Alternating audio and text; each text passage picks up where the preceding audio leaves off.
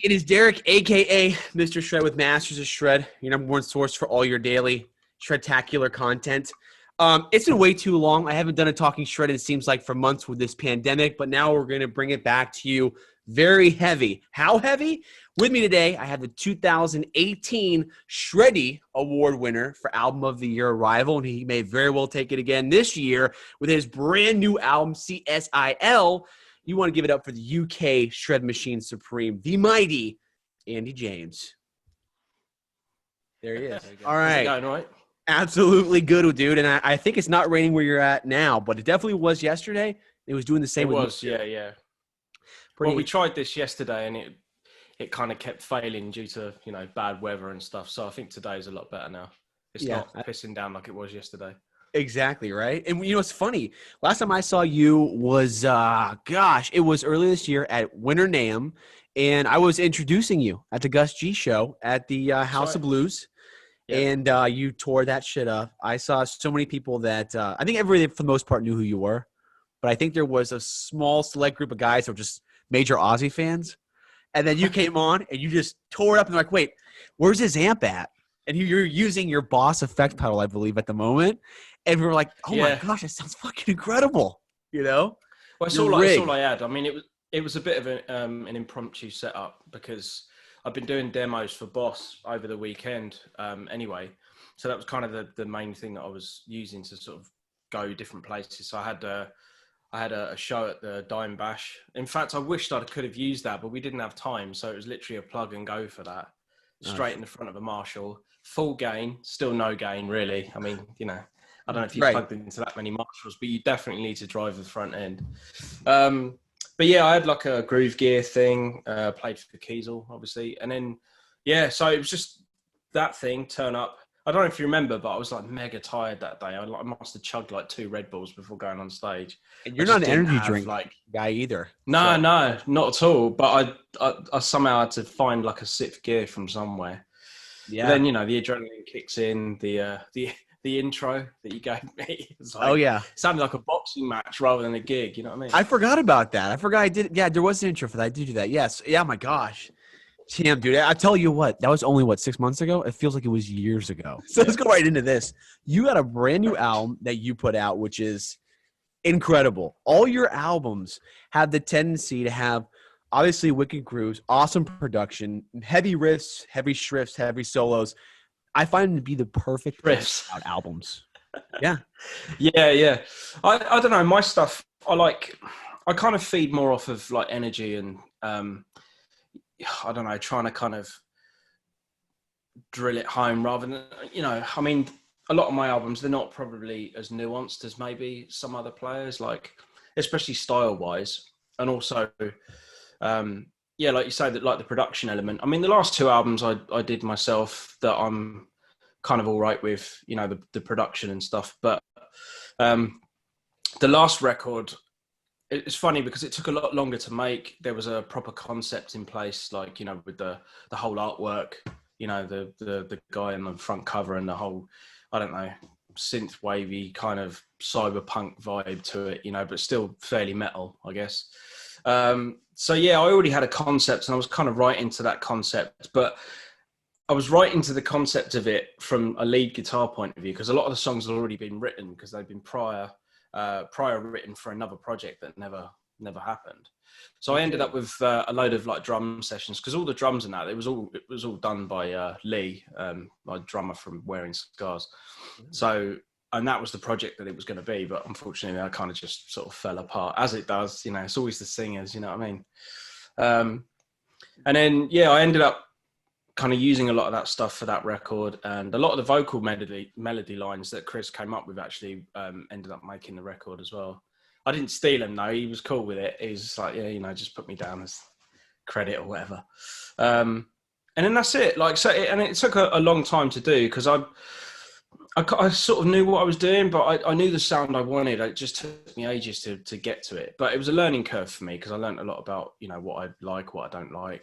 And then when it came to this album, because obviously, I wasn't even supposed to be home, I was supposed to be out on tour. And so it didn't even cross my mind to do an album. but again, with that, I sort of had some older ideas that I decided to revisit. Had some newer ideas that I just sort of sat in the studio one day, kind of knocked out a few riffs. Because normally what I do is I have my phone and then I just stick it on like the recorder you've got, and then like a couple of riffs down or whatever. And usually when I sit down to write something, I'll go through my phone first and just pick out anything that kind of sounds cool. And I thought, oh yeah, I could probably do something with that, and then get it into Cubase and then start building a song from there. So that's usually how my process goes. But yeah, obviously being in lockdown, I'm on my own. So it was literally me, guitar and a laptop. You put out and that thought, out. right, yeah, well, I'm gonna try and pass the time somehow. So, why not just do something as a release, at least try and stay sort of current, like on social media or just in the current, trend of music and what's going on. Because if I'd have just taken a year off, because you know what it's like, if you don't put anything out, people just sort of forget that you even exist, I suppose. It's frightening how true that is. I couldn't think of a more truer statement. If you're not out there every day, in a way, almost having no shame, putting yourself out there, people do forget. For some reason, and doors do shut. I mean, someone told me that. They said, yeah, but that's entertainment, man. That's what it is. It's like, I just don't want to put myself out that much, but you're right. It's tough to stay relevant. And I think you went above and beyond because you actually put a freaking album out, which I don't think there's any shred extraordinaire today in this year that put an album out during lockdown. Is there? I don't think there. Well, Kiko Loureiro did, and then Petrucci's album came out. That just dropped today, right? Can't forget that. Yeah, I can't forget that. I think secretly we've all been waiting for that. I mean, my album was literally a placeholder for about a week before Petrucci's hit, and now like obviously everyone's going to be all about that, which is great because it's such a good album. I had it on this morning. In fact, actually, when we were pissing about doing this yesterday and it didn't work out, it was kind of gone midnight at that point, and the album had already gone on iTunes. So I already got on there and checked it out. But yeah, I got to actually get on that album too. I know he's just doing interviews now all about that, because that's pretty big news. And someone told me about it earlier, goes, do you hear the album? I go, what? John Petrucci, like the father of Shred, you didn't know that he's doing a new album? I go, I did, but I just been busy. I hadn't looked at shit. So it's been a shame on you, mate. You call yourself Mr. Terrible? Shred.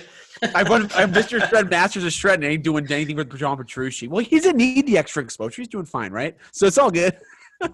No, right? Well, I mean, to be honest, there's been a great buzz about it anyway, but not only just for the fact that it's 15 years since he did the last album. It's been a while.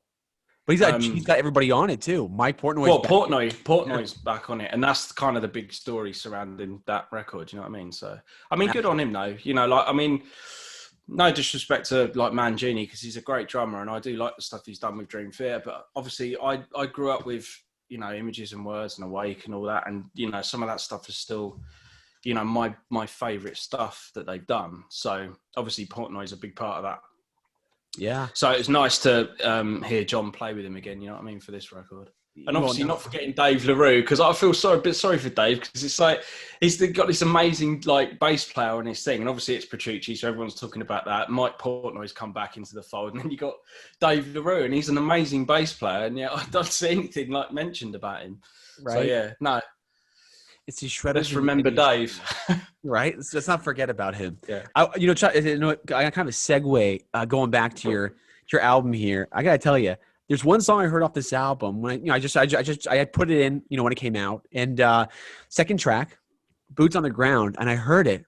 I go, holy shit, this sounds like someone from Mortal Kombat coming in and stomping a mud hole in my face. This is epic. It's one of my favorite tracks on the album. The groove. If you haven't heard this song, everybody, you need to listen to it. You're going to hear it fast, because it's the second track immediately just hammered out. And I'm like, man, I got this wicked vibe. And I do know you are a Mortal Kombat fan. So does that have anything to do with that album, right?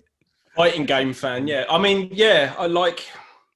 It's funny actually, because that song originally was written on an 8-string, so it was even lower, and I had it like that for a while, and I was going to leave it like that for the record, and then I don't know, I re-recorded it and did it in B standard, which is like what my guitars are in. And I don't know, it just sounded a little bit more. It kind of sounded heavier, even though it was tuned up. I feel like when you're as far down as like an 8-string, for example, which I think on mine is F sharp, maybe. It's not as heavy. For some weird reason, like the lower you go down, it just stops being heavier. I don't know why that is. Maybe it's a clarity thing. I mean, it does definitely makes you write in a different way. I dare say I probably might not have written that riff on a 7-string. So yeah, so maybe it's good to always have for other players that they don't have an 8-string or a 7-string. That's why I always say maybe it's good to get one in the arsenal, because you can probably might write some things, compose some things you would never would with a regular one, right? Yeah, 6-string. yeah. So that. But I've seen some comments about that song. It's like, that song in particular, like people just hearing it and going, "Oh, I'm expecting like after like 4 times around the riff for like Ivan Moody to come in and start singing." But it's funny, you know, because like before that even happened, I mean, for anyone that doesn't know, I filled in for Five Finger Death Punch on the last half of the European tour at the beginning of the year. Wasn't planned, didn't know I was doing it. But anyway, like this song was written in December, so it was written before Christmas. So it wasn't anything to do with that. Although some of the stuff on the album is probably like reminiscent of stuff that Death Punch has done. But I mean, having written a solo album so close to having done a tour with them, you know what I mean? It's probably going to rub off in some way. Yep. Yeah, no, exactly. Well, you know, this album too, you were asking about people, you were asking your followers if they could guess the name of this album. And we had spoken about this yesterday a little bit. You had told me a couple of times, and I was shocked because you had some good suggestions. I saw someone said it's a way to spell Kiesel, your guitars, which I thought was a great idea. Yeah. I heard some other. That's actually way cooler than what I came up with. Right. So I wished I'd have thought of it, you know. So for the record, what does C.S.I.L stand for? To be honest with you, because I hadn't planned on doing an album, but I knew I was going to do some songs to pass time in lockdown. I think it was after about maybe 3 or 4 songs I started to think, well, maybe I've got enough for an album. So I just had a folder on my desktop, and the initials were C.S.I.L, and it was C.S.I.L, and it basically means creative solace in lockdown. That's it. It's not very exciting. There was some way better, like funny responses to that, which was great, you know, because I thought, well, I'll post it up. I know people are going to ask like what it means, but anyway, you got the exclusive on that. That's what it means. It's not very interesting. You heard it here first, Talking Shred, and I do appreciate that you putting that out there. And I know you had mentioned you're going to put some tabs out for this album. Is that right? Yeah. Well, I've got to. Sorry, I have a lot of birds like land on the roof of my studio because I've got a tree that literally has grown over the top, and every so often like branches and stuff. Sometimes massive branches hit and they just make me jump because I'm like, fucking hell, what's that? Tab. Oh yeah.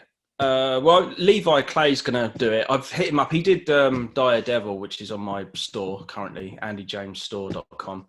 And yeah, I'm gonna be adding the rest later on. All the backing tracks are done and everything. I just got to get in the stuff. But usually what I do is I do like little home sort of phone videos just to kind of go, this is how it goes. It makes his job a lot easier. Right. So I've just got to get around to finishing doing those, and then I'll send them all off. He'll do it. And then yeah, they'll go out. I just want to make sure they're 100% right. You know what I mean? Because there's nothing more annoying, I suppose. Like I remember tabs back in the day when I'd get them and just be like, I'm pretty sure that's not how it goes. Right. You know, because you'd sort of like do it. And if you've been playing guitar for a little bit, you'd be like, well, that's not how I would do it. And more often than not, you're probably right. Because I don't know, someone's just got the idea that this is how it goes. I remember like a lot of the extreme tabs were wrong.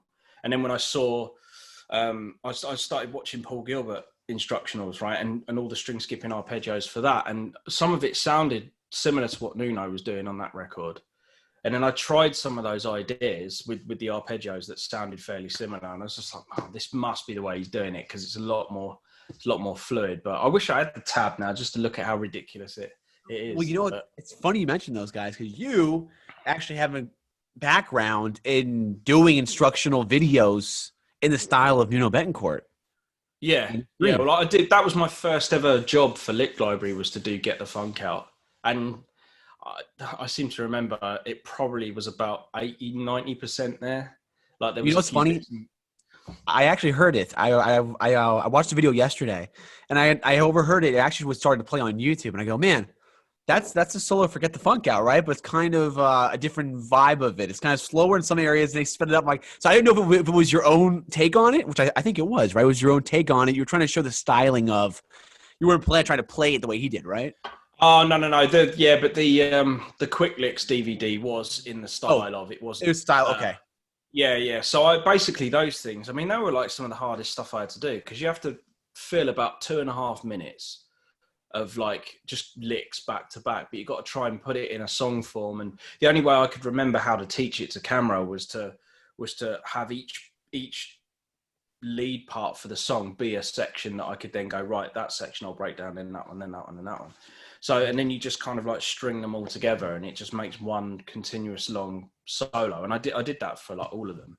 But you can imagine like when they turned around and said, well, can you do a Kirk Hammett or Kerry King one? And they were probably a little bit more challenging because they're, they obviously they play lead and stuff, but it maybe isn't as involved as say like, Nuno Bettencourt or John Petrucci in terms of like there's way more of a back catalogue of ideas and stuff that they've done in their career, which I can call upon to try and make a style of. Whereas, with Kerry King and stuff, you've just got tons of like whammy bars. So you have to kind of take a little bit Right. artistic license with it and try and come up with something that does resemble the player, but you got to try and pad it out a little bit. Same with the Kirk Hammett one, I suppose. Yeah, right. I'm assuming for the Kurt Hammett, you just grabbed your wah-wah pedal and just went off. Well, I can't remember now. I'd have to go back and listen to it. I think I probably made a point of not doing that, just to, Take the high road. Don't take the easy way out. Yeah. But the thing is, I've got to teach it as well. You know what I mean? And it's quite difficult because they would try and get you to go into, ridiculous detail. Like at Lick Library, I probably would have had to have gone at this fret. I'll have the wah pedal like cocked halfway or whatever, and it's just insane because they never used to. They never put tab out, so it made my job instantly harder. Right. I had to sit there and literally break every note down. Can you imagine how many notes in the John Petrucci Quick Licks? It's like, oh my gosh, yeah. It took me probably 3 days to go through it all. Good luck on that, dude. And I remember we had because I don't know if people know this, but we don't go back super far. But I go back about 3 years with you because me and my buddy actually made you. Well, I don't know if you had other vests before that. You did, but this was your first stage vest by a third party.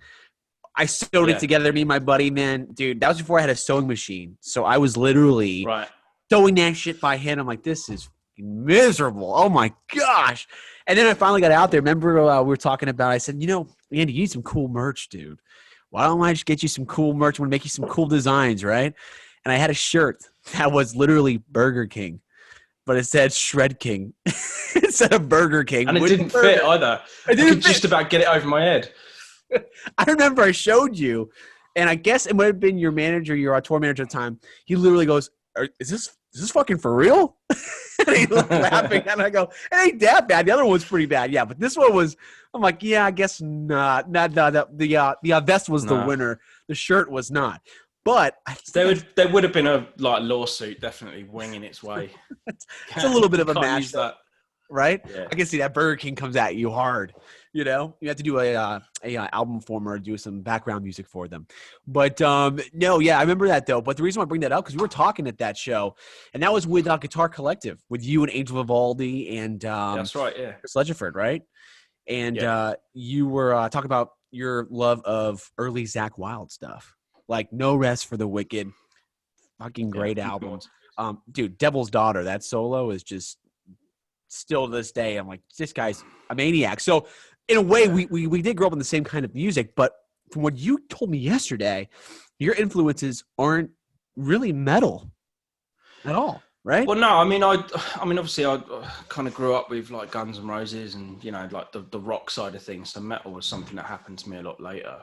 I think the first metal thing that I really got into was Killswitch Engage, but I feel like I don't know. I mean, I feel like because it had like the vocals, because I've never really been much of into the kind of screaming side of things. Mainly one, because I can't understand what they're saying half the time. Two, it just sounds like, it's just so much of it. But obviously I got into it and I started to have an appreciation for it and stuff like that. But yeah, early on I wasn't listening to anything like that. But I suppose Killswitch was like the first thing I got into that was kind of middle of the, it was like singing, screaming, blah, blah, blah. And it also actually influenced me a lot in the way that I wrote a lot of my instrumental music, especially from like sort of 2011 to even now, really, because that I've kind of just, whatever I started doing on that self-titled record has become like a way for me to, be able to write instrumental music and always have like a starting point, and then from there kind of go and, change arrangements and stuff like that. But I usually have like a couple of different mix templates that I'll just play into and stuff. Just because I don't like recording when it's like really raw sounding and you have to try and imagine what the end result's going to sound like. So I tend to kind of use like all of my sessions that are set up already, and then I can hear what the drums are going to be like, guitars and all the rest of it. And I suppose I always have that like in mind of like my song process and stuff like that. So when I listened to like Killswitch, it started to give me an idea of like, oh right, okay, so I could probably use like the verses to do some shred stuff and have like choruses and do all that sort of thing. Because before that I was writing stuff and I don't know, there wasn't any really clear direction or like formula involved in like doing it. So yeah, I did try my hand at trying to write some progressive stuff. I did like an EP ages ago that had some, slightly progressive stuff on it, but for some reason or another, I never continued down that road from a writing point of view. But kind of forgot what the point was now. It's something about Zakk Wylde. I don't remember. But that's right. Yeah. Yes. Have you ever considered putting that EP out or something like that? Yeah, it was like Chaos 7. It's got a terrible cover on it, and it's just like 4 songs that were kind of, I don't know, Planet X-ish inspired in a way. So that's out there on iTunes. I don't listen to that older stuff. It makes me cringe. Like, but some people are like, yeah, some of your best stuff, man. I'm like, fuck. It's funny, isn't it? How love that kind of raw, demo-y sounding stuff that you've done, and like you spend all that time trying to get your newer stuff to sort of sound like it's progressing, not just musically, but from a sort of production point of view. And people still go, oh yeah, that stuff was great. And it's like, well, I did that. I didn't even know how to use Cubase then. I was importing drum tracks from Cubase and recording them in real time on like a Boss BR69. Do you remember them Boss digital recorders with the CD? Oh yeah. Oh yeah. Oh my gosh. On one of those. Yeah. A long time ago, huh? I don't think people realize how easy it is now to record music versus what you had to go through before. No, I mean, the thing is, I probably could have done it then. I didn't have the thirst for knowledge for it. I just didn't really care about, to be honest, it seemed like such a mountain to climb, mentally, I suppose, because I don't really like it. Unless I really have to like learn something, I tend to just not bother. So I think I made a decision, right? It's costing me too much money paying other people to do my stuff. So maybe I should try and get my head around it and do it properly, I suppose. Oh no, you were saying about influences. That's right.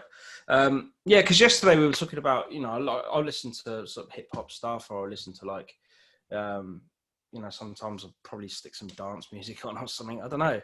Like I don't always listen to like metal all the time. Or even guitar playing, to be honest. What's your greatest guilty pleasure as far as genres go and artists that no one would suggest? I don't know. I quite like Katy Perry. Really? I don't mind. Yeah, well, it's the production's amazing. Like you listen to all that pop stuff, and it's like, fuck. Okay, so how about this? Nuno got Rihanna. All right, she called on Nuno. Now you just found out that your favorite pop singer wants a shredder, and she called you. Who is she or who is he? Oh God.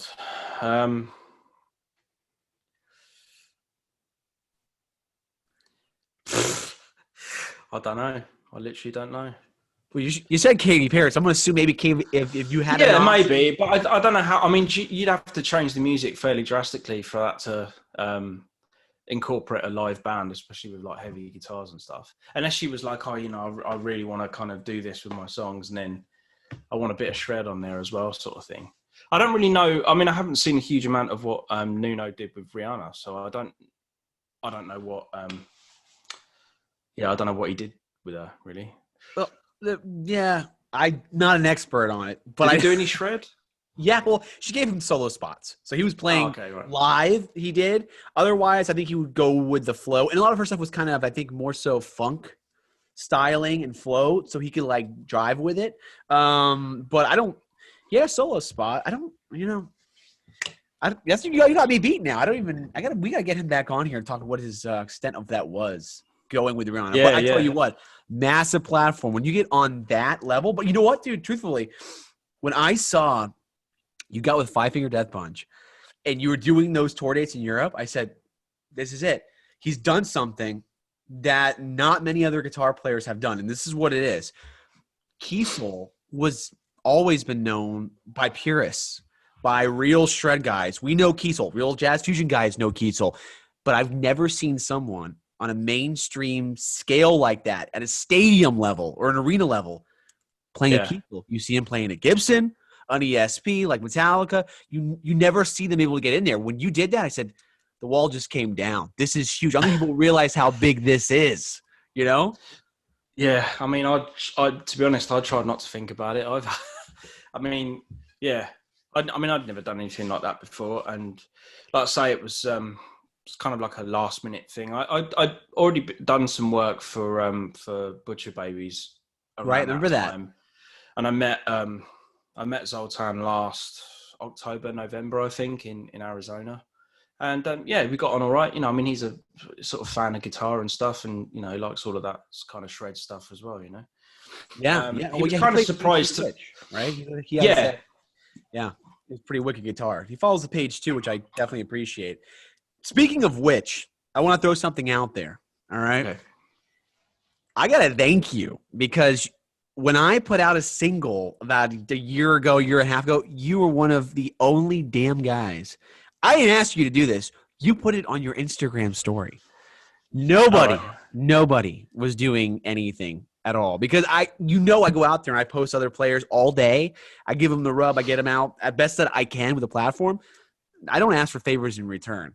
The fact that you did that, dude, that speaks miles to me. I mean, that meant a lot. So I really appreciate that, because most guys I've come across are just, hey, man, hope you like my new song. Check it out and maybe post about it. They didn't just why don't you just say it? Hey, post my stuff for me. It's like, you don't care if I like it or not, Yeah. So I appreciate that. It does happen a lot though. Like, I mean, I do get, like, I will get inboxes from people. I mean, obviously, I appreciate the hustle. You know what I mean? Like, you've got to put yourself out there at some point. But when, like, usually if I've ever been in a position like that, I mean, I've never asked anybody to share my stuff or anything, but if anyone does, it's usually because, there's already a relationship there that you've kind of cultivated over time anyway. Do you know what I mean? So it's like, people, if they feel like they want to help you out, then that's cool. But I don't really ever I've never been somebody that is like, oh, I've got this new song and I'm just going to literally inbox everybody that I know, share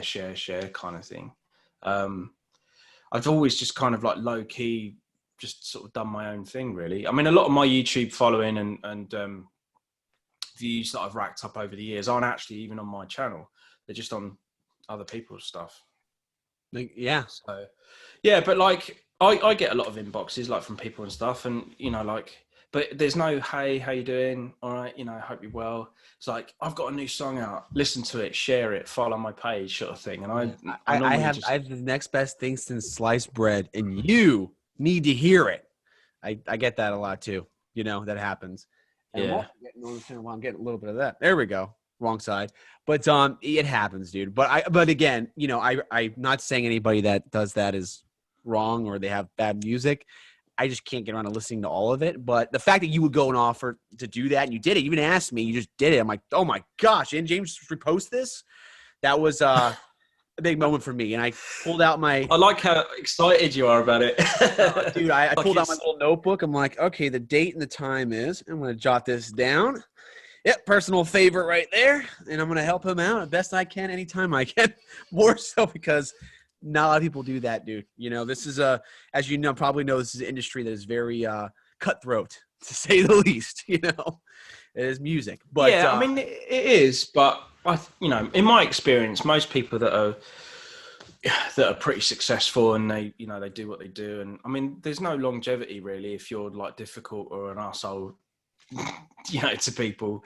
And like most people I know that have been successful, they're just generally cool people. I mean, usually if I've in the rare times that I've actually come into contact with people like that, it's normally because maybe they've missed their chance and they're still doing it, and they just have this like weird chip on their shoulder. I do know a couple of, or have worked with a couple of people a little bit like that.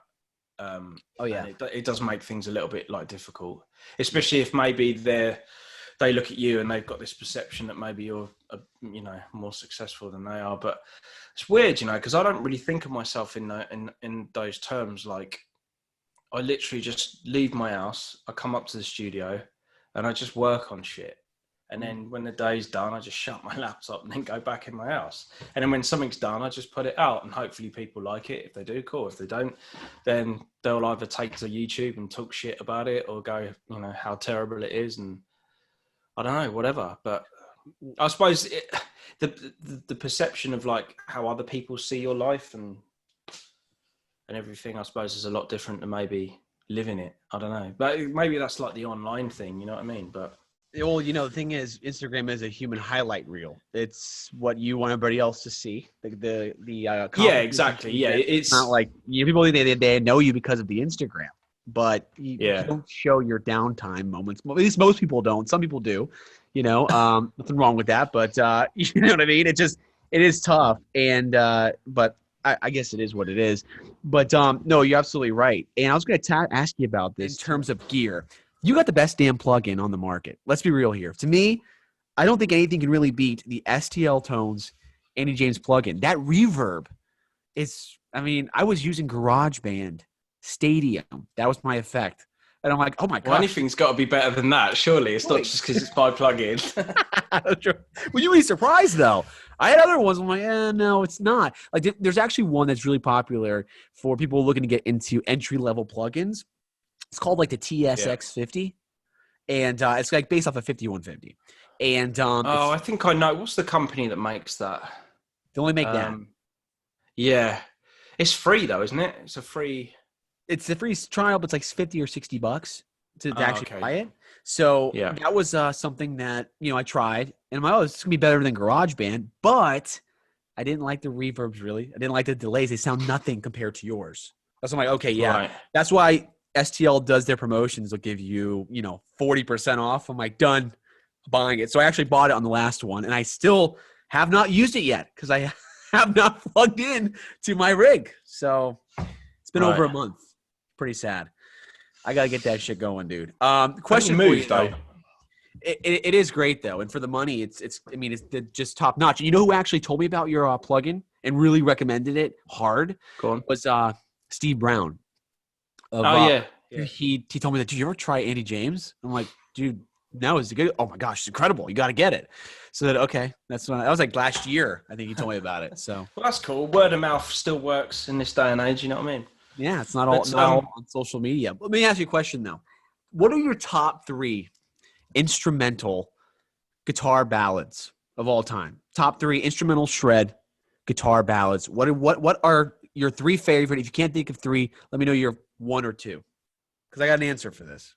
So what you mean, across everyone or me, or across, including you? If you right. Yeah. Well, obviously, I'm not going to say anything I've done because I'll do that. All right. So you go with who you like, and I'll let you know my top 3 because I already know off the top of my head. Well, I mean, number 1 for me has got to be "Cry for You" by Andy Timmons. That has to be my ultimate favorite kind of guitar ballad, I suppose. And then, "For the Love of God's" got to be up there because I remember that's probably the Steve Vai song that I hammered the most, I think. Just trying to learn all the bits because it's got so much in one song. It's funny how your ear kind of tunes into, especially like playing Evertune guitars and stuff, and listening to, because over the years, like when I go back and I listen to it now, it's like some parts are ever so slightly out of tune, which I never really noticed before, but I kind of like that. Do you know what I mean? That it's like, it has these things that obviously, you know, were just left intentionally, because nothing about that Passion and Warfare album is by accident. I know that much. Yeah. Just I'd never met Steve Vai. I don't know him, but I just by looking at the way he presents himself and how he does his music and everything, you just know that like nothing's wasted or put out there for just the hell of it. You know what I mean? Right. So yeah, I don't know. But even like with Cry For You as well, there's a little tapping section at the end which goes slightly out of tune, which I think is also cool. But it's just stuff I never noticed. But when you sort of focus on maybe the production side of guitar and stuff, you notice all these things that maybe you'd like, oh, I wonder if I was in the studio producing this, I might have got them to do it again. But then you watch like them Timmons videos, and I think he blew through the whole song in like 2 takes. There was one bit where he stopped and then went and punched in and then just did the rest of the song. But I think that was like 100% live from like start to finish with just one drop in.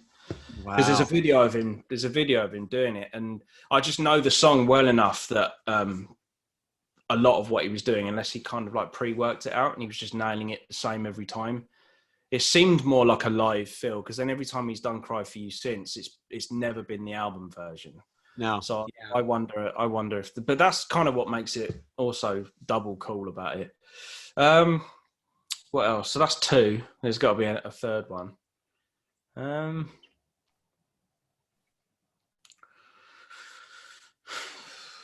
Fuck. It's hard, isn't it? When you got to try and think off the top of your head. I'll get off this now and I'll flick through my phone and be like, oh shit, there you go. There's so many, right? Another 10 I could have said. Right, exactly. Well, there's 3 for me that have been influential. When I heard them, like, man, I could go back and get goosebumps listening to these songs. And you already nailed one of them. It is For the Love of God. That would always be there, especially towards the end when he just tears off. It's just like, oh my gosh, insane. Yeah. 2 would be Marty Friedman, Undertow, which came out a couple of years back, I believe. But he's done an EMG video live with it, and it's just super melodic and just builds and builds. 3, After Midnight, Arrival. Oh, right. Okay. 100%. When I heard actually, that, do you know what? Yeah, that's it was very heavily Satriani influenced, that, and I've got to say, although it's not a ballad, but it kind of has that sort of feel. I would say "Time" by Satriani is probably my favorite song of his. Okay, which is what that's what it's Rick Graham just covered. Yeah. That's incredible that song. cover. But I just remember thinking, like, when I heard like Crystal Planet, it was just totally different than anything else that was on that album. And I remember just hearing it, and that's all I'd played for probably weeks and weeks, just that one song. I just love the change in the middle. Like at the end, it just suddenly changes pace, and then it just has this like groove, and he's just like jamming over the end of it. I don't know. There's just something about that song that every time I hear it gives me goosebumps. It's weird.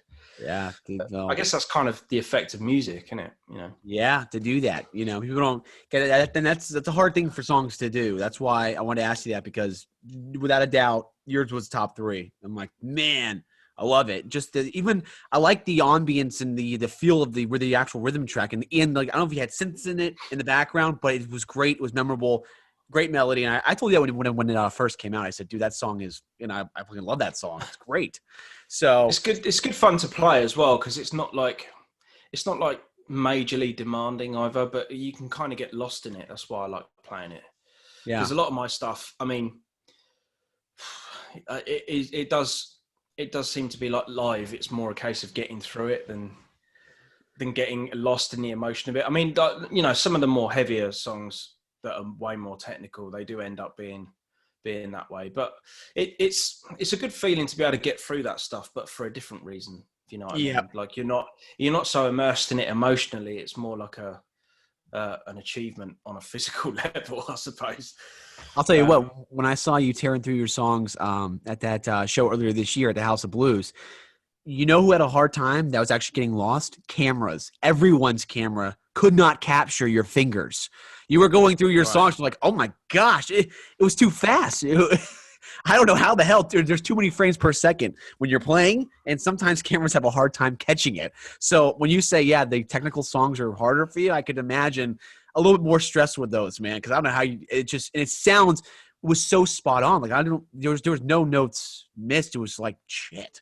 And I saw guys in the crowd just mind were blown. Like, what did we just witness? Well, that's probably a weekend of like NAMM for you. Because I mean, I always say this because like it's funny. Someone, I think someone at NAMM was like, you know, what's the toughest like situation to play in? Like, what's the toughest gig scenario? And I'm like, look, if you can gig at NAMM with everything else that's going on, not being able to hear yourself properly, and to top it all off, that's probably the place where you have to be as technically on it maybe than anywhere else, because like obviously people are right in front of you, they've got their phones, there's no real lighting going on, it's the most rawest form of live performance, you know what I mean? So you can't hide behind anything.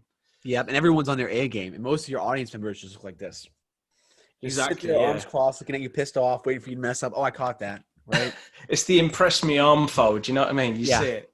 Exactly, dude. It's like, yeah, no thanks. But yeah, I know the NAMMs will get you warmed up for that. There's no doubt about it. But going back to Five Finger Death Punch, that would have be a hell of an experience for you. Getting thrown in there, you learn all those songs. They're not easy songs to learn, but you're definitely the guy with skill to do it and pull it off with flying colors. But what were some crazy things that happened? Have you been exposed to like maybe that sort of band environment on the road on that scale like that, or any crazy situations that you were not really prepared for but you had to adapt to? Yeah, a few. I mean, learning 17 songs in a couple of days was definitely a challenge. I mean, it helped because I knew a lot of the stuff anyway, having been like a fan of the band for a while. I knew all the stuff. I knew, you know, I was really familiar with like Jason's style and how he plays and stuff like that. There's a few tricky things that he does, which it kind of bends the mind a little bit. You know, you have to either have a workaround. I had to, because of the time it took or the time that I didn't have, I had to maybe tweak a couple of things that resemble something that he does for the song. But I watched him play a couple of shows and stuff, and he wasn't like, you know, he was playing all the stuff like the record, but he would embellish quite a lot of it as well, and that made me feel a little bit better. I was like, okay, because, you know, he probably just gets caught up with the live thing and it's like, oh, I'm just going to add this bit of shred in here, I'm going to like do something else or change this bit up. So that was cool, that I could learn the essence of most of the stuff, but if it didn't go exactly note for note every night, it wasn't a huge thing. But I tried to get it as close as I could, because obviously, you know, coming in, people have paid money to come and watch a gig. You know, you don't want to watch a completely new guitar player just do something completely different. Would just be weird. You know what I mean? Right. So yeah, there was a little bit of pressure from that point of view. But I mean, I've done. I mean, not shows on that magnitude, but I played for about 3 years in a band called Fields and the Nephilim, which is like a UK goth band. And, you know, I think the first gig I did with them was like 30,000 to an outside audience. No kidding. So I'd done shows that, you know, had crew and, you know, that sort of size and all the rest of it. I hadn't done it for a while though, because I just ended up leaving in the end because I wanted to concentrate more on my own stuff.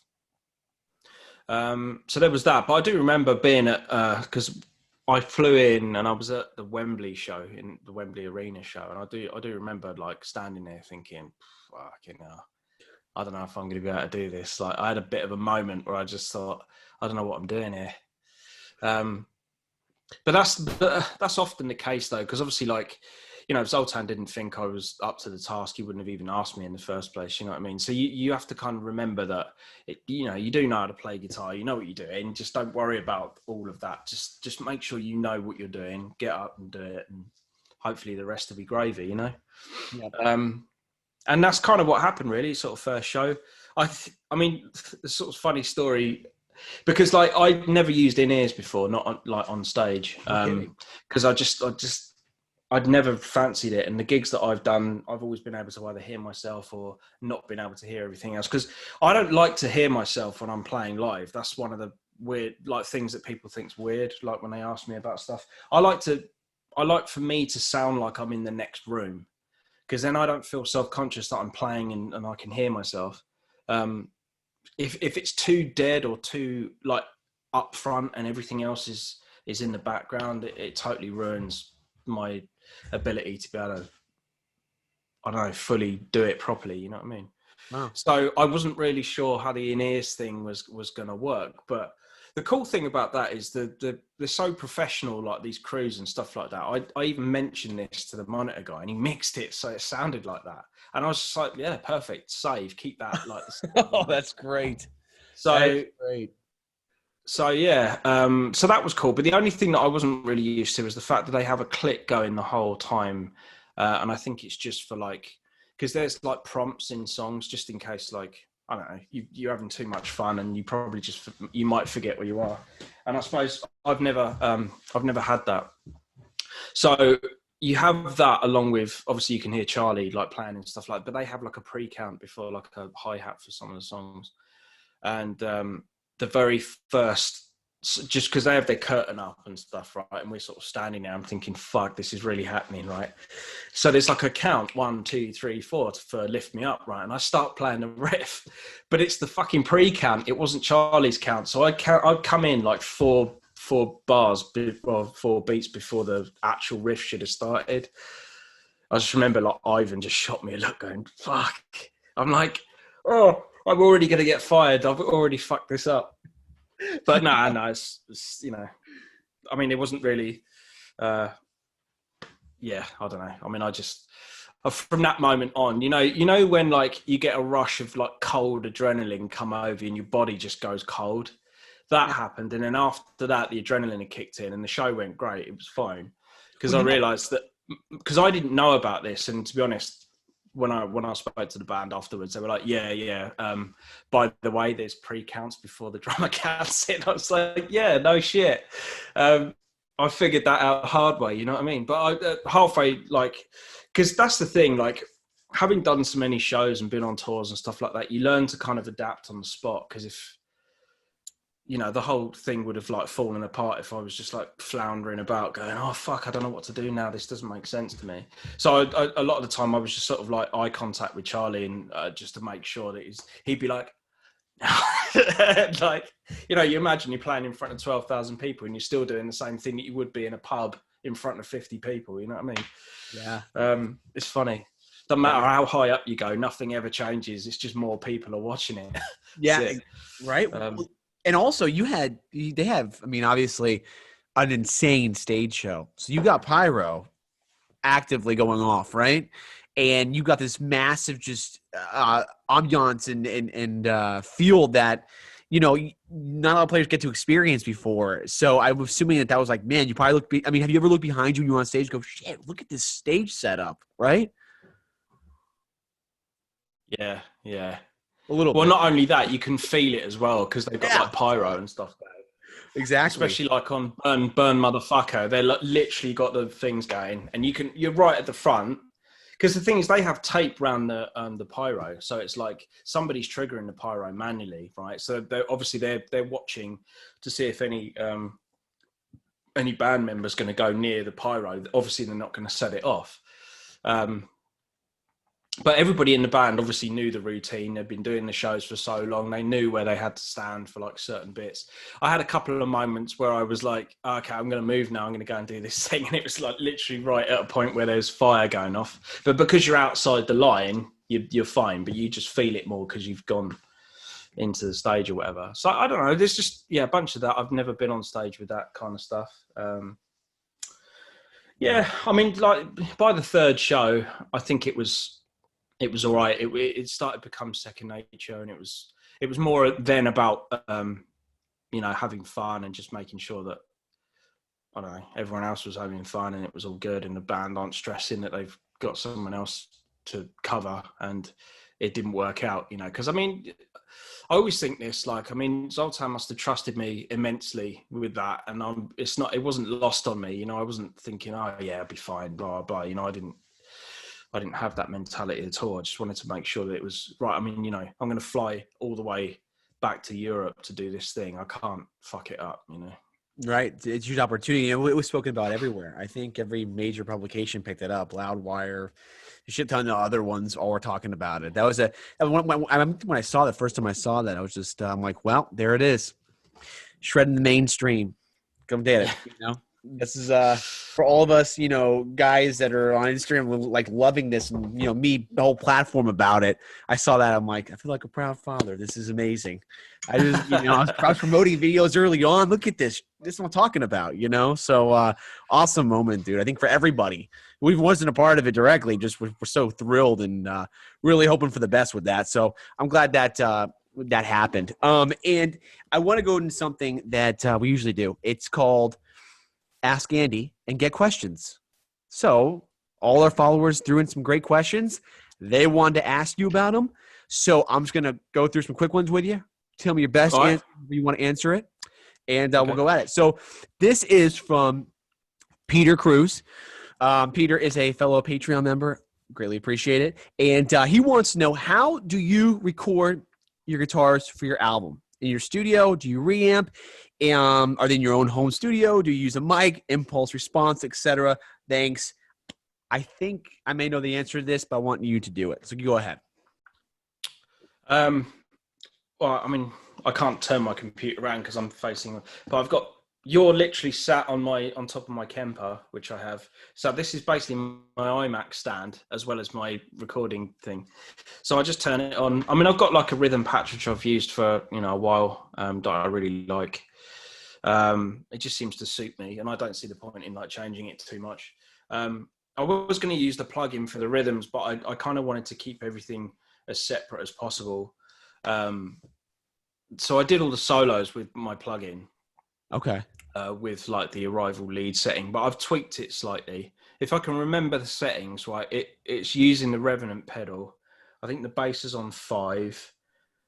The next mid range. Oh yeah, here we go. Right, I got the pedal version. So yeah, I probably had it set up like that. Okay, that's a pretty good idea. A little closer. Let me get a closer shot of that. You just get up out of the chair, and I want you to put it to the screen, real close for us. That's better. There you go. All right, that's great. That's perfect. I think that's probably the best. It's like Hannibal Lecter, isn't it? Where she gets her credentials out, and he's like, closer. Yes. Anyway, that's the settings for that, and then I think I used Cab. It's Cab 2. It's like the default arrival lead setting on the thing. And that's it, really. I think I used a bit of Sound Toys micro shift, which I use on all my leads because I just like the spread of it. But you have to use the plugin. I mean, I record everything in mono, but then when I actually mix the leads, I put them all onto stereo tracks because the effects and everything on the plugin work way better on a stereo track because you get like the stereo field of like the reverb and delay and stuff, and plus the stereo micro shift of Sound Toys thing, it works a little better as well.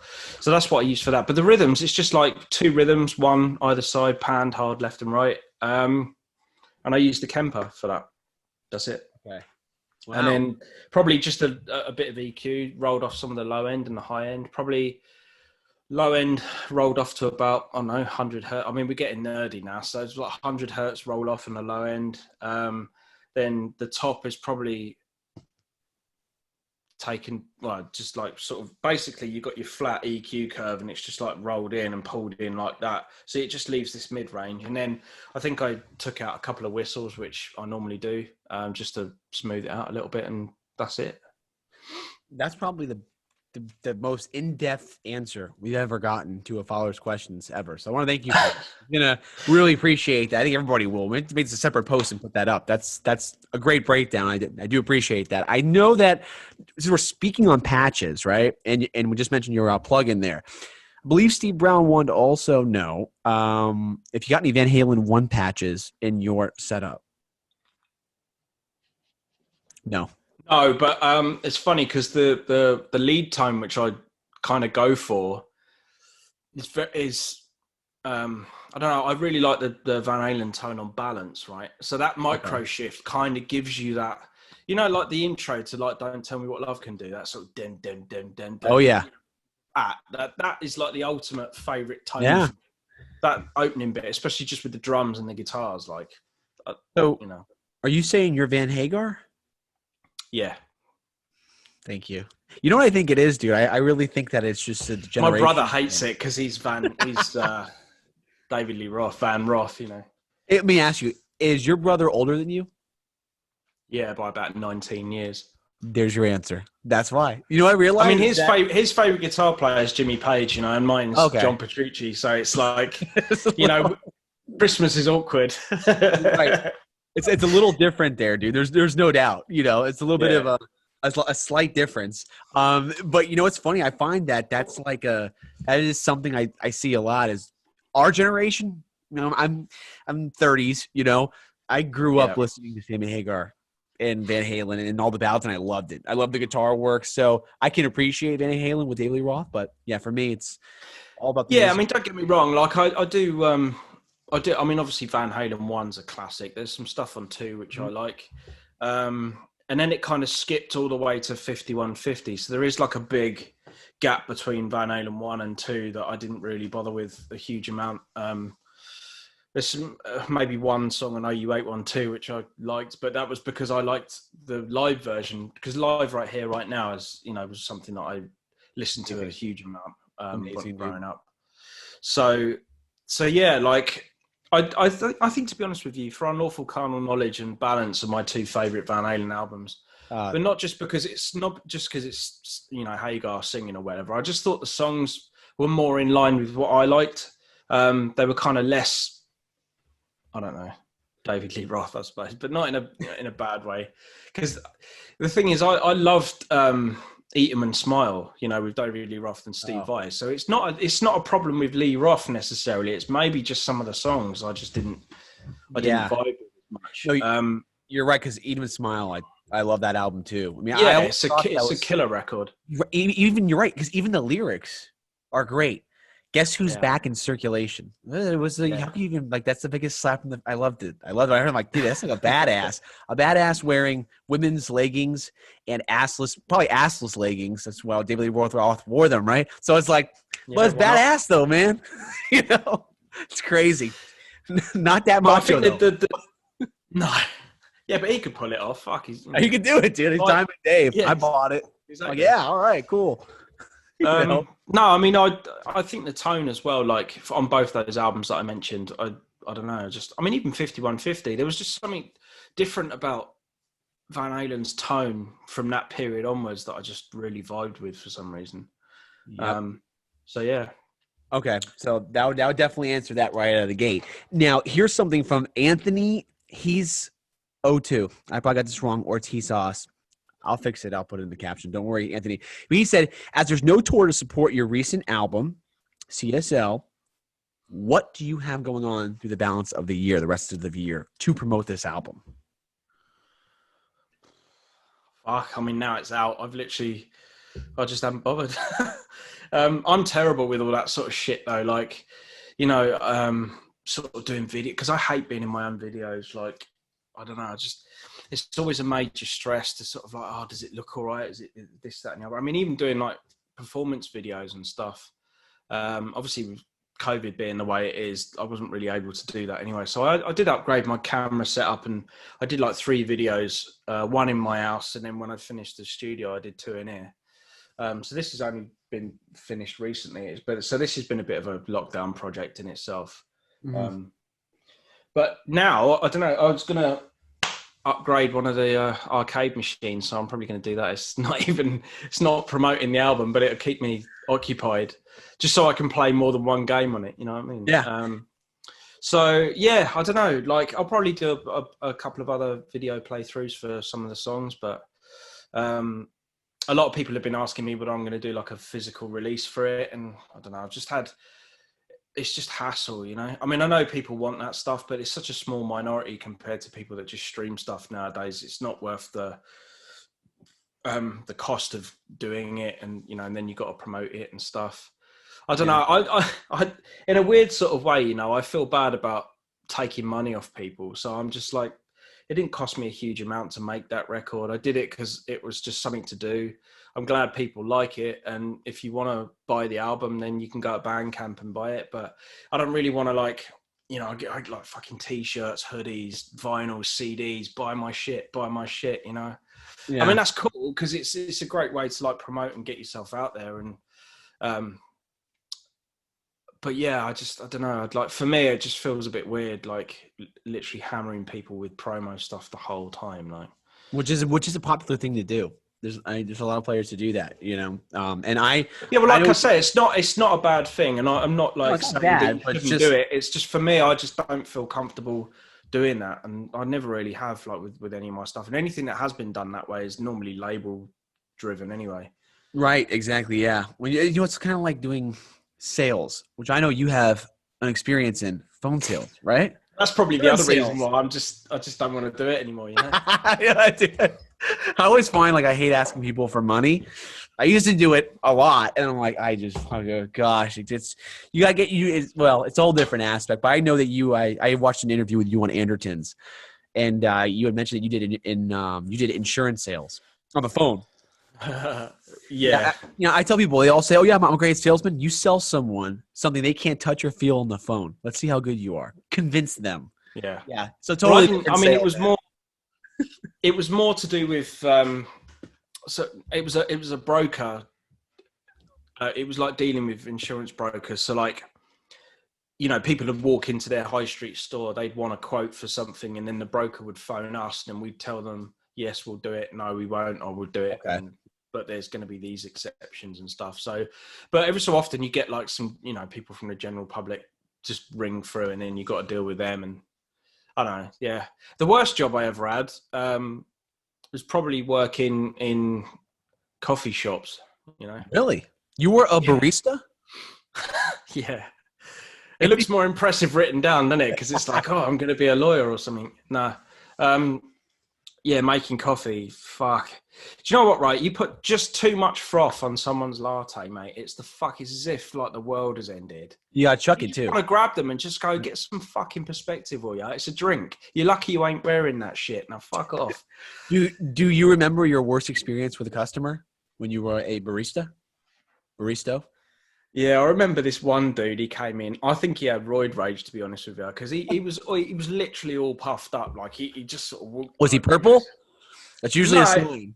He had a. I mean, he was a white guy, but he had like a insane tan. I'd never seen anything like it. So he'd obviously like worked out and then been in the sunbeds, and then gone back out, worked out, and then gone back in the sunbed. I just imagine that's his day, like.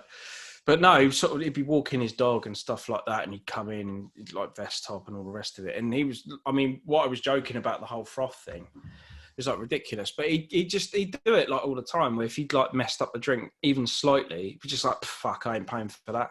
And then just chuck the drink over the counter, or like, and he'd just be like, why can't you just be like, look, this isn't what I ordered. Can you make it again and just maybe do this? You know? Yeah.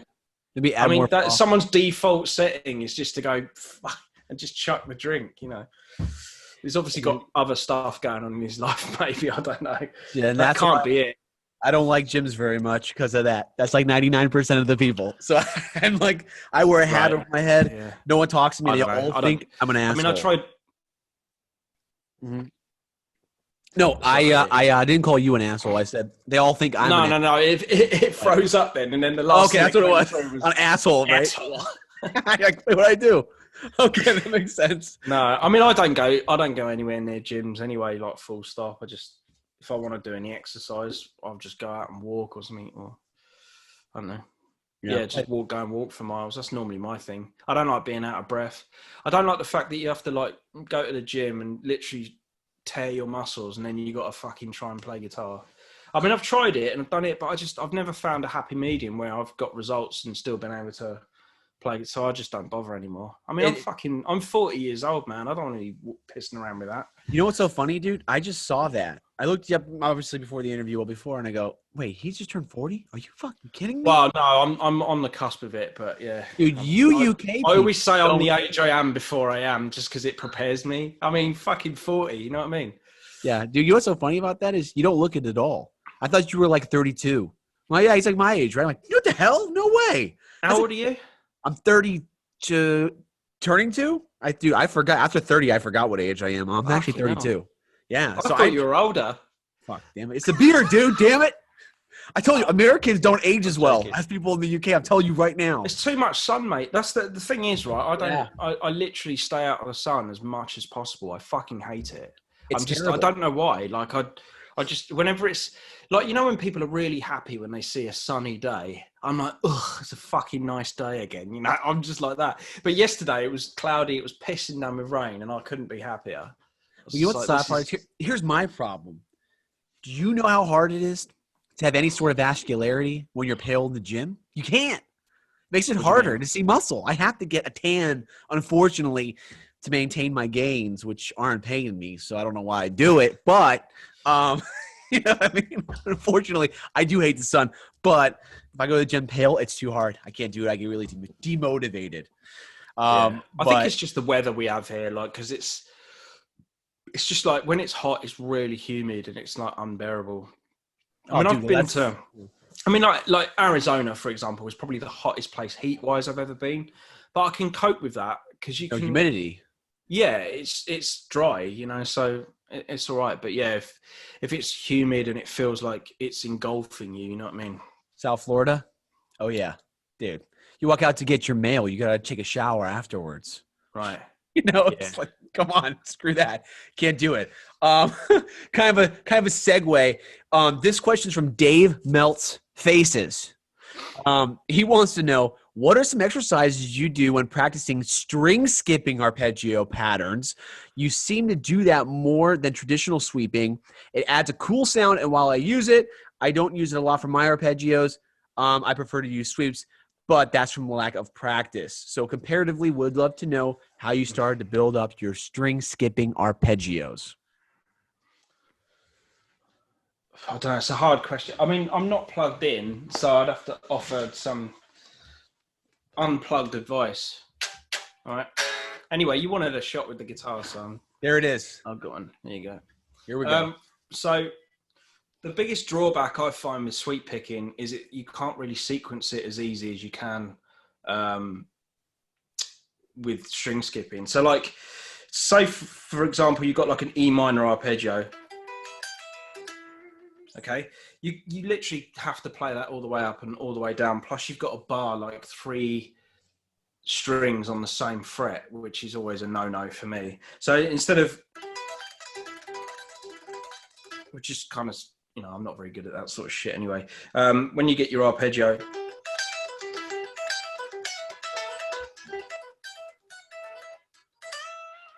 you know, you can sequence that and make a cooler sound than you can just being up, down, up, down, up, down. Right.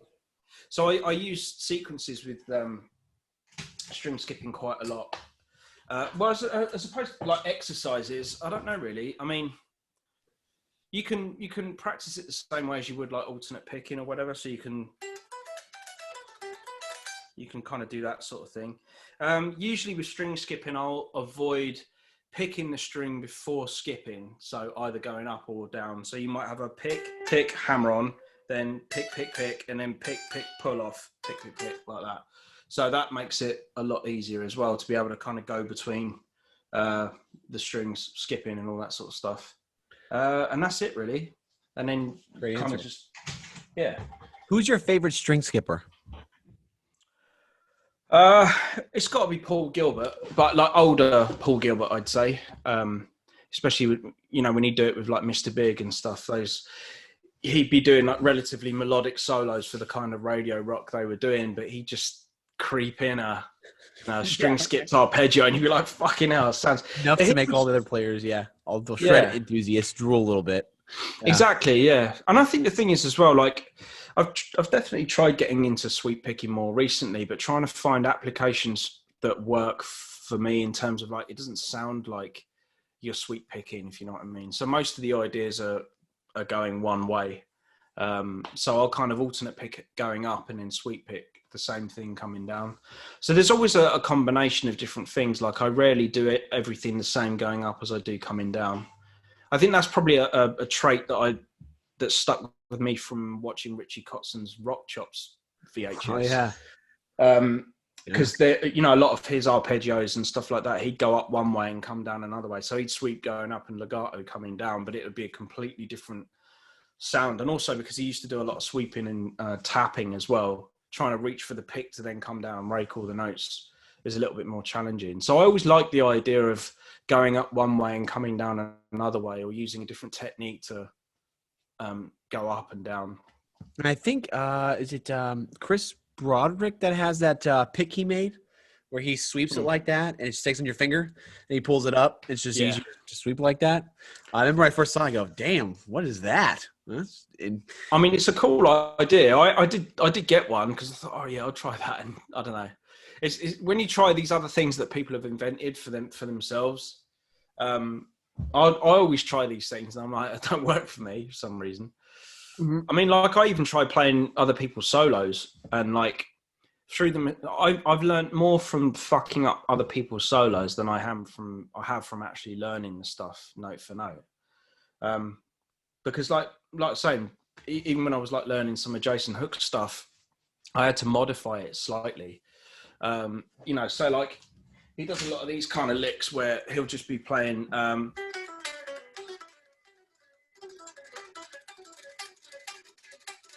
For me, it's a little bit awkward to kind of like to sort of do that, but like you'd end up having. I'd just find a different way of doing it. You know what I mean? There's one bit in Lift Me Up, which is kind of goes, there's like a run that does that, but he does it over like 3 strings and I can't do it because I have to start on an upstroke and I have to start in a different thing and do it, which on the face of it probably looks more complicated, but for me, it's just a little bit easier because it puts the way I have to do things. It always has to make sure the pick starts in the right place. Otherwise I just get tripped up. But I think over the years, you just figure out different systems and ways of being able to see another guitar player do something, not be discouraged by it and go, I can do that, but I've already got another way that I know I can play that. And then after a while, you just start to get inspired by what people do, not how they do it. Yeah. So for me, I like, if I like the look of something or I like the sound of something, I'll be like, oh yeah, cool. I'll try it their way. And then invariably I have to change it. So my playing has literally been an evolution of workarounds, things that I haven't been able to do, but I've had to adapt to be able to just play it in a different way. So it does make you look at the guitar slightly differently. Yeah. So maybe that helps in trying to keep things fresh and, not play the same thing all the time but it's getting to that point now, where I've done a few albums, I've been around for a bit and, trying to come up with like new shit is definitely harder and harder and harder to do without playing licks that, you've done some variants of it before, Right. Well, let me ask you, do you have you ever, well, I'm sure you have, but tell us, is there like some compositions you put aside that you said, okay, this is not for me doing the instrumental route, taking that route. This is me band setting, singer, chorus, verse, all that good stuff. This is for that, not for this. Do you have compositions like that just need lyrics? No, because a lot of my stuff is written as if a singer was going to sing over it anyway. That is true. So, you do. I did notice that you have your choruses, you have your verses, and it is true. Well, let me ask you then, have you thought about if you could have any singer say, all right, Andy, I wanted to go put lyrics to your songs right now. Let's do it. Who do you think would be a perfect match for you? You can have anybody. Anyone's going to say yes. Who is it? Probably, I mean, it's like a mixture of two for me. I mean, and obviously I'm not saying this because of the obvious, like what happened, but probably either Corey Taylor or Ivan Moody, I'd say. Nice. Okay. I mean, they're both. I've been a fan of both of them for a long time, anyway. You know what I mean? So yeah. I guess like whenever I hear vocals or I hear, it's usually one of those two that I'm hearing. And whatever they would do. I think sometimes it probably influences me in terms of like what note choice I would pick for something. Because I mean, I didn't really start thinking like that until like the last record when I said to you, like a lot of the vocal lines have been written by by Chris Clancy, and then I kind of ripped them off and just put them in the album.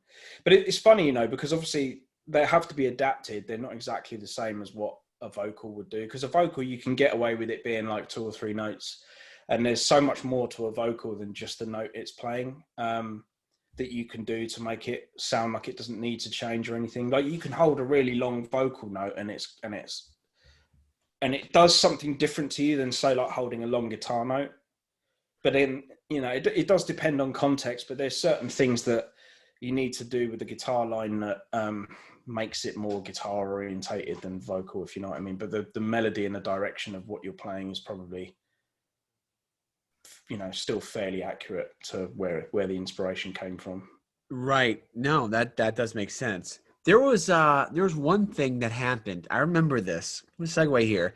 When I interviewed Reb Beach from Winger, I remember he actually made a statement in that interview. I'll show it up on here. How he was scared. I think I remember something, but he was scared. You have to remind me. Yes, he was scared that Guitar Heroes are done. It's I'm scared for the future. I want to hear someone that's going to make me go, wow. And you know what? I'm going to show it. So I'm going to edit this in. You're going to see it. 3, 2, 1.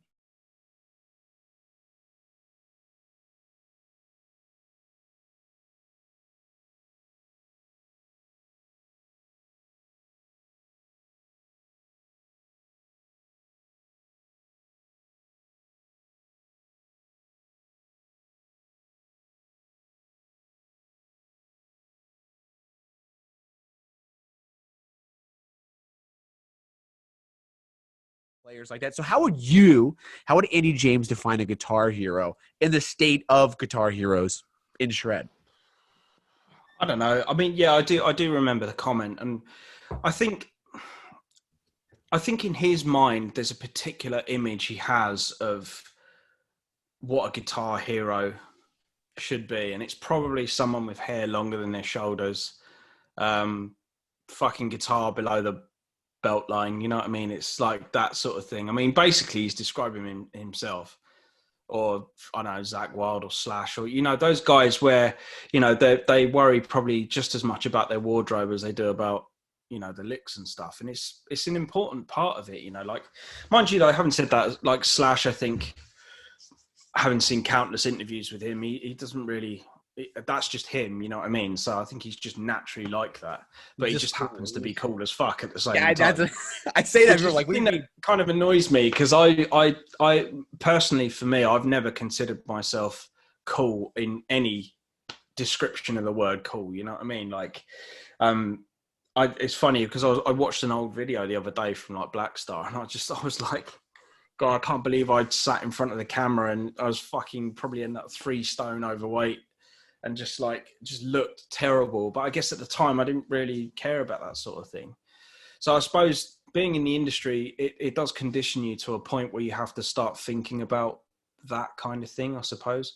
But then, I don't know, cool is subjective. It depends on what you look at. You either think something's cool or you don't.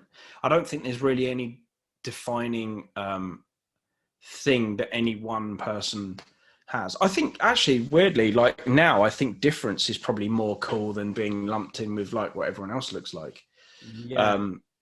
So I think people's idea of like guitar hero now is it probably isn't that. I mean, like there's like the meme, isn't there, where it's like this Slash like plushed out on the floor. He's obviously had a few Jack Daniels too many, right? And he's lying on his back with the Gibson in the corner.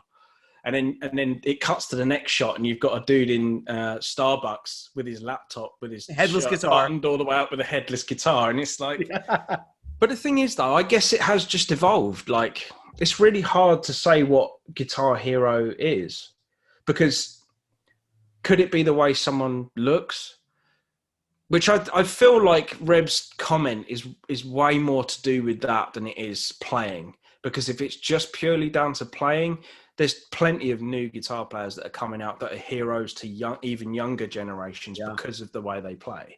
Yeah. So I don't think he was really thinking about that necessarily I think appearance. He's just thinking about the image, the 80s image of that, progressing into now. Like, I mean, obviously I'm a big fan of Zakk Wylde, and he has a particular look, and obviously that kind of fits in with whatever his brand of rock star is, I suppose. But I don't know whether that's necessarily the quintessential goal and everybody has to funnel into that idea. Well, here's something funny about Zakk. I don't know if a lot of our viewers know this. You interviewed Zakk a number of years ago. Like yeah. 12 or so. How was that, by the way, sitting down with him? I've yet to ever interview him for this show. But I saw that video. I'm like, oh, my gosh, that'd be amazing. Well, it was it was cool. It didn't start off that promising because I don't think he was prepared for us to be there. And he was there to rehearse and do stuff. And I mean, he was still drinking at the time as well. So I think maybe he'd had a few and he'd come in and he wasn't particularly happy that we were there and that he had to do this interview and all that kind of stuff. But in the end, it happened. It was all cool. I remember before the cameras rolling and stuff like that, and we were sitting there and we were just, I don't know, he was just sort of smirking at me as if to say, right, how's it going? We were just sitting there like, and it was cool. You know, we sort of like got on all right and stuff like that. But, I don't know, over the years, I've hung out with him a little bit, like here and there. Actually, even this year, we went to, after we got done with doing a Death Punch show, we went and checked out Black Label Society were playing pretty much in the same place we were. So we all went down there and hung out and stuff. And that was great. You know what I mean? Like just hanging out with Zakk Wylde in his pajamas on his tour bus, like talking bollocks. It's brilliant. Like you find yourself in these situations, you're just like, how the fuck did I get here? You know? Yeah. Right. But yeah, like he's totally cool. Like he's just got a good sense of humor. He's like, you know, still a great guitar player. You know what I mean? And I think he solely just cares about that, you know? Yeah. I don't know what he thinks about Rockstar or whether that's gone or Guitar Hero's dead. I mean, we've never discussed it, but it'd be interesting to talk to somebody like that, having, you know, been an idol and, you know, rock star to so many different people over the years, you know. Right. He's another one of those guys that, to me, having Slash too, is that Zakk Wylde had that cool factor. He was just cool. Yeah. Even before he went completely berserker and he had the bell bottoms, I was in high school going, yeah, I want a really badass pair of bell bottoms. And the kid's like, you out of your mind? You wear that? I'm never talking to you again. Because this was like 2000s. I'm like, I'd wear that shit all day. You kidding me? But, you know, to me, it was cool. It still is. I'm like, he looked like a badass when he's playing the Les Paul, you know? So, and you know, I know there's a big debate on that. When I post early Zakk Wylde stuff, people are like, oh, man, wish he still looked like that, dude. I'm like, well, he was like a kid. He was like 19, 20. I mean, I know. And like, he had feathered hair and it was all like, you know, and he wore like high-waisted flares and, you know, no top and stuff. Yeah, dude. Can you imagine? I remember like Ozzy, was it Ozzy or Zakk Wylde, like going on about his first tour with Ozzy was like a tour of prisons. And you can imagine like, you know, Zakk looking like that, you know, almost probably the most female looking out of the band, you know, he's probably getting some eyes like. Right? Yeah, I can imagine that. Damn. But it's so weird. Like you see what he looked like back then, and it was of its time as well. You know what I mean? But like, I mean, even he didn't stay the same. But you know what? I think the only guy that stayed the same in my mind is probably Malmsteen. You know, like he hasn't changed anything. You know, he hasn't given. You know, the trend's gone this way. And to be honest with you, I'm totally behind that. You know, he still plays. He still has his shirt. Does he even do it up? I don't know. He just tucks it in, and then has like his Ferraris and shit. I'm like, dude, that's it. No joke. He drives in his Ferraris in Miami in his leather pants in that Miami heat. I don't know how he does it, dude. That's a whole nother ball game there. I give him props. Well, you suffer for your art. That's what they say, anyway. Right? I've never met him once, but my neighbor at the time met him in Miami Shores at a Walgreens. He was getting liquor. And he goes, you know what? My neighbors, they're huge fans of yours. And I was in high school at the time. He gave them their business card. He's a business card. And it has him on it, his guitar with his bottle cap glasses. Of course it does. No phone number. No phone number, no contact details. It just says Yngwie J. Malmsteen.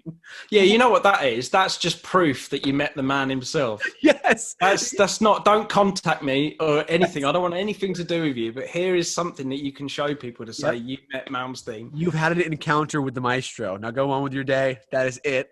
You never see him again. I've never. That's everyone really has a cool. story. I never met him, but I'm like, wow, guys got business cards like that. That's pretty badass. So that's funny. But you know, I thought about this, dude. We were talking about Zakk Wylde. He did transition to that Pride and Glory phase, or early BLS stuff. Before it was BLS, it was Pride and Glory. And you could see his style totally change. He started to get like the Confederate hat style, which you would never be able to wear today because of what's going on. Which on a side note, dude, I remember when you would go on a Guitar Center and find the Dimebag Darrell Confederate flag guitars. Oh, yeah. And they would turn them around, but still sell them to you. Because, this was like 2-3 years ago. And I'm like, but you take my money for it, but you won't turn it around and see what I'm getting.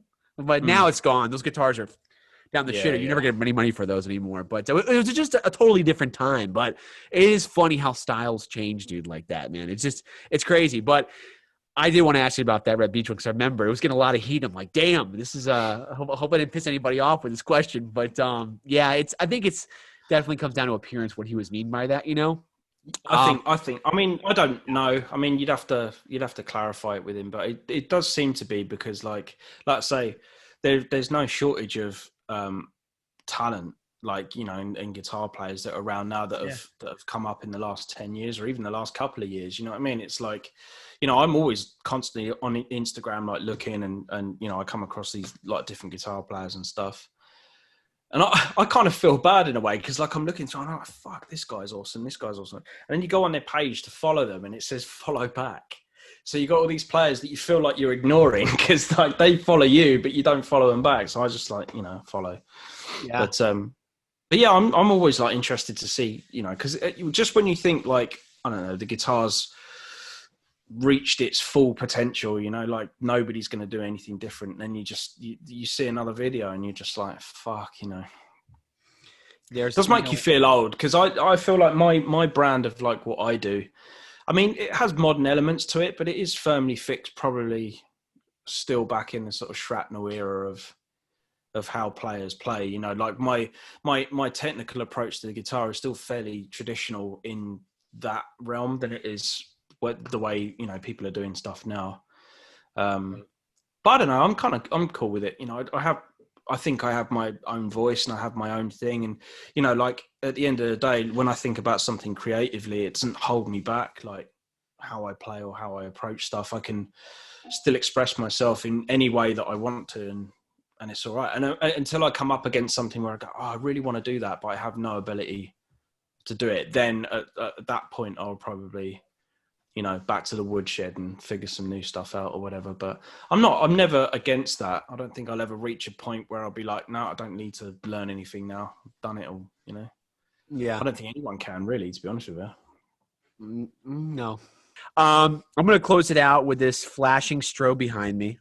Don't know what that's coming from, but how do you define shred? Fuck, that's such a hard. I mean, it's a title, isn't it? It's like it's just defining fast guitar playing, I suppose. I don't know. It's really hard, isn't it? Because like I know shredding, it can be riffing. It doesn't have to be anything to do with soloing. So I don't know. I used to have a real problem with being called a shredder because I just thought, the word implies that there's no emotional context for what you're doing. But now I don't care. I'm like, fuck, I don't know. You can hear my music. You can, if you resonate with it, then cool. If you want to call it shred, that's cool. Doesn't matter. I feel like shred had a bad rap for a while. When grunge came in, you did not want to be a shredder. You couldn't get a gig. I know many players that have told me that. And it's a bad term. You got called that, you were unemployed because no one wanted to fucking use you. It's really unfortunate. But now there's a total shred surgence. And it's become cool and popular and people love it. And you got companies like I saw DR Strings doing a shred contest. I'm like, since when the hell did they care about? But it is. It's everyone's loving shred now. So hopefully this. Yeah, will well, last. it's great, isn't it? I mean, at a time where you're sort of predominantly an instrumental guitar player, it's a good time to be alive, I guess. Right. Because I Who never would thought it would. guess? I Yeah. never thought it would come round again. But actually, the point I was going to make just earlier about the whole YouTube thing and stuff is like you'll get people comment like going, "Well, there's nothing different about this than the last album. Everything kind of sounds the same. It's like this. I just want more diversity." And it's like, yeah, but then I'd be writing for you. I wouldn't be writing for me because, like I just said, like if technically I feel like there's something I want to try and do in my songs, I'll learn that and then put it in. You know what I'm saying? So like, I don't know. And it's like, yeah, this guy just does this. And I'm like, yeah, but I do this. Like, if you want to listen to that, then that's fine. But if you want a guitar player that's literally going to cater for everything that you like, I think that's fucking impossible. Like, it's like, wow, he's a good guitar player, but it'll never be Guthrie. And it's like, well, no, but that's because I'm not Guthrie Govan. That's why I don't play like him. We're not in the same genre. You know what I mean? So it's like, if you want to listen to that, then he does it way better than ever I'll ever do it. So there you go. There's diversity across a load of different artists. It's the thing, like, I don't know, like people just forget that there's more than one, if they're a fan of you, they forget that there's other guitar players. They just want you to do everything because they don't want to listen to anyone else. And I feel like it's bittersweet in a way because obviously they're a fan and you want them to be a fan and stuff like that, but they'll remain a fan as long as you change it up a little bit. And you're like, well, yeah, but I don't know. It's this very strange mentality people have that they follow you that hard that they just want you to do everything. And you're like, well, I'm not going to do everything. Right. Well, it's true though. We posted a video of Michelangelo Badio doing Cowboys from Hell, his own solo on it. And people wrote things. Oh man, Dime! This is but Dime's so much better. Well, dude, he's doing his style. His style is not like Dime's at all. It's Michelangelo Badio. We all know how he plays. He sounds, his speed. Exactly. That's his take. It's him giving tribute. You want Dimebag? He's got plenty of stuff out there. I don't know. So you do get that. People are demanding. But the thing is, though, right? I mean, that example, right? It's okay not to like something. I mean, that's not what I'm saying, or maybe what you're saying. It's like if you see something and it's maybe I don't know, a cover of a song that you've been a fan of, and someone does a new cover, it's okay not to like it. But then it's weird when people start getting personal over it. Vocaling. That's the thing I don't really get. It's like why it drives people to the point where they have to like literally tear you down for trying something different. I don't know. Or, right. And like try to hurt you. You know what I find some of the best comments are when people just write like LMAO as a comment. Like, what exactly are you laughing at? I've seen that before. I'm like, yeah. And the first thing I do is this: do you follow the page? Because immediately if they don't, I'm like, you have no voice. Your First Amendment right means nothing here. I'm going to take it away right now. No voice. But then I see they actually do follow the page. I'm like, so you're just kind of an asshole. Gotcha. Okay, yeah, but it's funny though, because but the thing is, a comment like that is going to trigger any insecurity you might have about yourself. But it's not them directly saying anything about it. It's just LMAO or whatever, and it's like your default setting is going to go right. Yeah, are they laughing? Because I know I've got some issues. Are they laughing at that or what? And then you're straight in a fucking funk over it. You know what I mean? Downward spiral. They didn't realize the power that people can have in comments like that. That's why people got to start being more nice. Well, I'd rather they were just horrible, because at least then you know what they're saying. Yeah, right. You have to think about it and try to figure it out. No, that's true. That's a very good point. I think there's one last question from a fan here. We're gonna wrap this up. Let you go. He says, "This is Rob Ellison. _Rob, that fellow. What are your thoughts on string gauge and tones? Because the decade of real shredders are going to be bringing back the eights. # decade of eights." I don't know. I've never played eights. I know. Doesn't Malmsteen play eights? Yeah, and I think did Jason Becker play eights too? Right. I think the guys in ZZ Top play sevens. Fucking hell. I mean, I don't know. I mean, I've dabbled with different gauges, obviously with different tunings, but in standard, I'm just 1046, and then the low B is a 60. I feel like the tone and tune. Well, I mean, the tuning stability don't really matter now using the Evertune, but I think before I was using that, I think the tuning stability was definitely better with 10s than it was with 9s because they're slightly thicker. I do, however, know that after you've been playing about 3 or 4 hours, especially the same thing if you're doing like recording and stuff, or even after a gig, like hour and a half playing or whatever, using 10s can leave you feeling a bit sore. And it's, you know, if you don't have a day off the following day as well, you then got to play with sore fingers for the first couple of songs, and then you're kind of all right after that. I did, however, use 11s for a very short period of time. In fact, the 2011 album that I did, that was all with 11s to 1148 maybe, or 1152 maybe, I don't know. And also you drop your tuning on your, so it's a little bit more easier to handle those. I mean, because obviously you weren't standard tuning on 11. Do you do that? Yeah, I was standard tuning on 11s. Yeah, I just how do you have fingers left? Well, I don't know, but going back to the question, tonally, it to me it just sounded thicker and really kind of cooler. But yeah, it just wasn't sustainable over a long period of time doing that kind of stuff. And maybe I just wasn't bending as much back then as I am now. Maybe that's what it is. I've decided to kind of bend a bit more. So yeah, I actually what I do, interestingly, with my gauge, because most 10 gauges go 10, 13, 17, 26, 36, 46. I go 10, 12, 17, 26, 36, 46. So okay. The B string is a 12, not a 13. Now, fuck knows why. I must have just made that decision, and Dunlop have just been making them for me ever since. But it does make bending, because I do predominantly most of my bending on the B string, and I think I just wanted to drop it like a number, and it seemed to make a difference. Maybe it doesn't. I don't know. But it sounds pretty good, and I just never knew you had 11s on your other ones. That's pretty intense there. Shit, yeah. No, I think I realized the thing that I have on my guitars, which kind of freaks most people out, is high action. Like I don't play with a low action at all, because I don't like the fact that I can't. My left hand and right hand don't syncopate very well when you've got like, you know, normal shredder action. On most people's guitars, I can't play them because they're just the strings are too low, and because I pick quite hard as well, the string flaps against the fret, and you just sound like you're choking all the notes. Yep. Yeah. I have like my guitars are set up more like acoustics, really. From that point of view.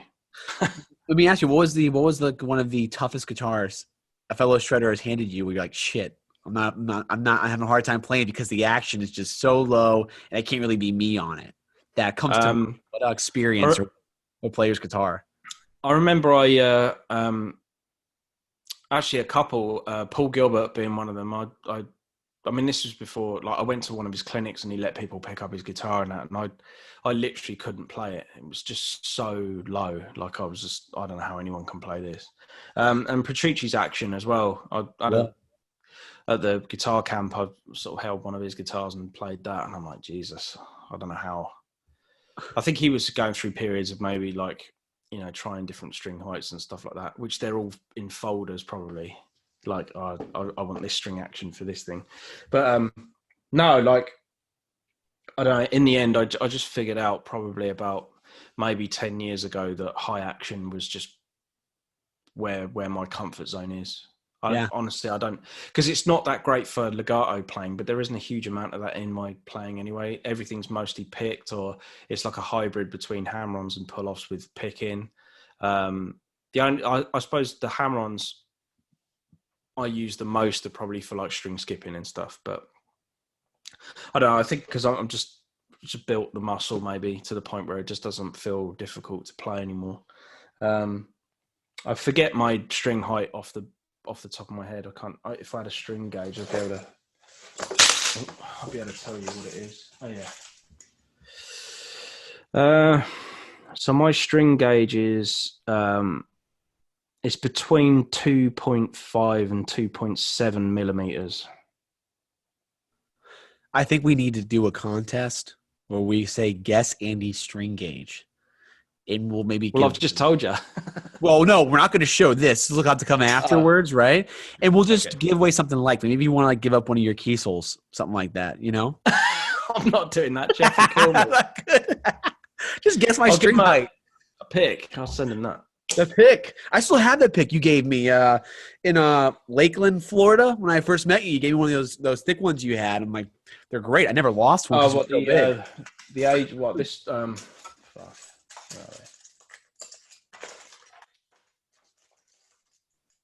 I don't even use them anymore.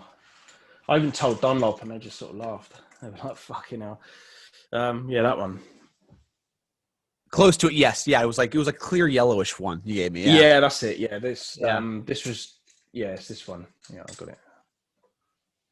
Bingo, there it is. Never lost that pick because it was so big. Well, yeah, you can't lose that. I use these now. These this is what I use. The Altex. Okay, I've heard of those. They're good, huh? It's the triangle, but it's like the .88. It's just thin enough to give you a bit of slap, but I don't know, man. Because they're quite wide on the thing. You know what's funny? Nicely. You know who plays picks identical to those, pretty much? Brad Gillis. Oh, really? Yeah, he gave me some. They're big, and then the ones his personal ones are tin. They're literally metal, but they're big triangular ones like that. I'm like, did they start off as a necklace? Yeah, right. They just took the thing off and started playing with it. There it is. Yeah, exactly. Right. It's insane. And on a side note, have you ever met Nuno Bettencourt? No, but funnily enough, me and who was it? Oh yeah, Henry from Butcher Babies. We were in Universal beginning of the year, I think. Oh no, last year. And this was just before I came home. We all went there for the Halloween.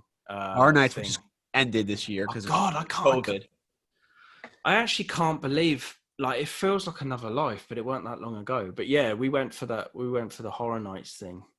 And we were downstairs where like the Transformers ride is and stuff. This is like Studio City. And Nuno just like walked straight past. And no, I didn't know. I've never met Nuno or whatever. I don't know.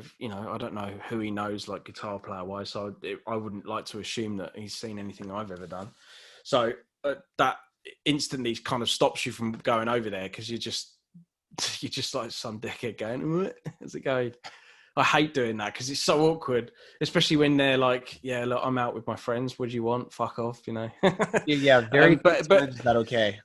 Yeah, I know. Yeah, but it's okay. At NAMM, it's okay. But yeah, out in public, it's tough, Well, the things I don't know. I mean, I know I'd be all right with it because I've had it, like people come up and stuff. Like, I hate making people feel awkward because you can tell when people like you're obviously, whatever you do means something to them and you can tell straight off the bat. So I'm always like, look, don't worry about it. It's fine. I'm not gonna, you just have a normal conversation. It's fine. Usually people are like, oh, all right, okay, cool. Because they kind of always just approach with caution because maybe they've had their fingers burnt in the past where they've gone up to some rock star or guitar player or something and they've just given them such a frosty fucking response, which again, I don't really understand why you would do that, but yeah. Because at the end of the day, that's the reason why you do anything is because of your fans, Yeah. Me and Henry were like standing looking at each other, and I know he really wanted to go over and like say something, and I was like, well, yeah, we can, but what are you going to say? And he's like, oh, I don't know, I just want to say hello. And in the end, we spent that long deciding when we're not to go and speak to him. He'd gone.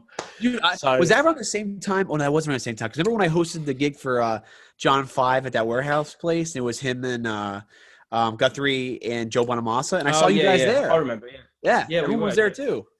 That was the same time. Yeah, same time. Yeah. Dude, you know what I was thinking about doing? I wanted to get a group of shredders together and go to Universal Studios in Orlando and film all of it. How incredible would that be?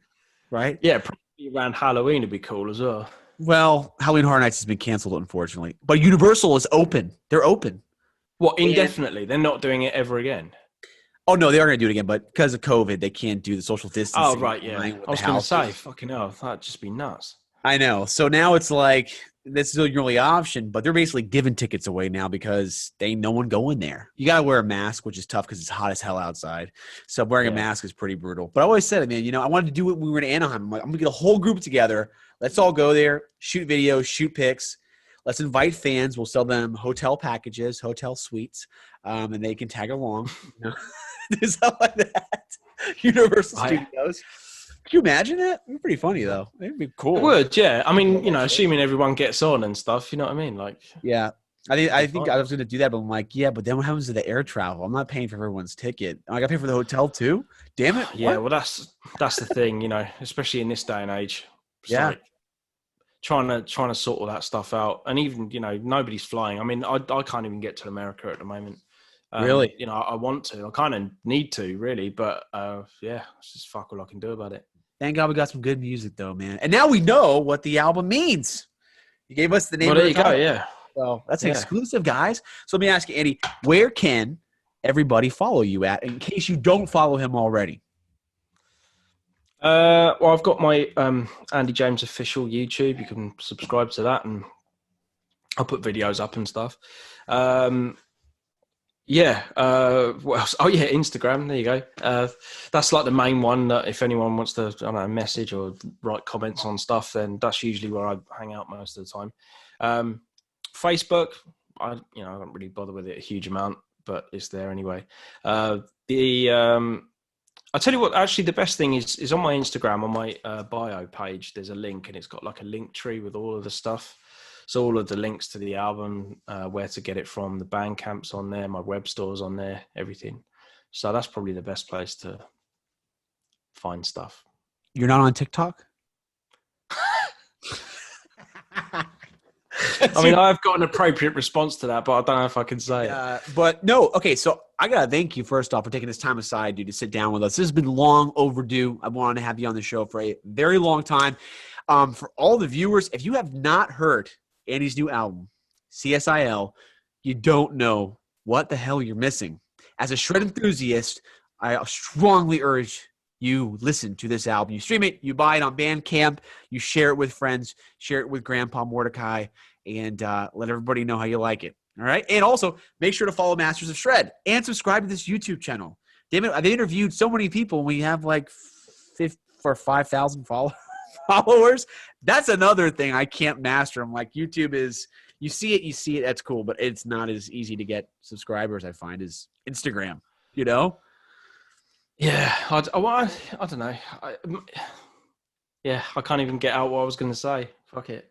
Yeah, it's work. But follow it. We got more interviews coming. Follow Andy on social media. Check out his badass key souls. If you don't have his plugin, get his plugin, STL Tones. Incredible. You can follow me at Mr. Shred Official, and hopefully I'll be getting some new content up because I've been slacking horribly. So check it all out. Thank you again, Andy, dude. I really appreciate it, man. Pleasure speaking with you. And no worries. Thanks a lot. You got it, dude. Take care, man. And you, mate. Bye. Cheers.